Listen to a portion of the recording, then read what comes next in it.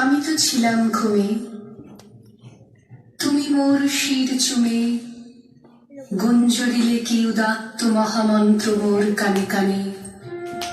চলরে অলস কবি ডেকেছে মধ্যাহ্ন রবি, হেথা নয় হেথা নয় অন্য কোথা অন্য কোনোখানে।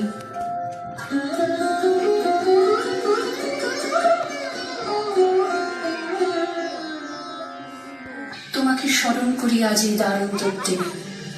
হে বন্ধু, হে প্রিয়তম, সভ্যতার শ্মশান সজ্জায় সংক্রমিত মহামারী, মানুষের মর্মে ও মজ্জায় প্রাণলক্ষ্মী নির্বাসিকা, রক্ত পায়ে উদ্ধত সমিনে সুন্দরের বিদ্ধ করে মৃত্যুবহে পুষ্পকে উড্ডীন বর্বর রাক্ষস হাঁকে।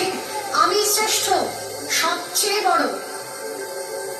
দেশে দেশে সমুদ্রের তীরে তীরে কাঁপে থর থর উন্মত্ত জন্তুর মুখে জীবনের সোনার হরিণ, প্রাণরুদ্ধ প্রাণ স্তব্ধ।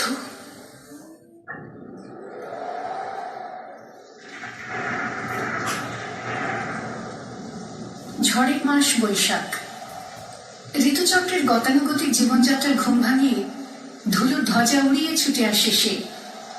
আগে আগে তাকে পথ দেখিয়ে চলে বিদ্যুৎ। এই বৈশাখের মতোই রবি ঠাকুরের জন্ম।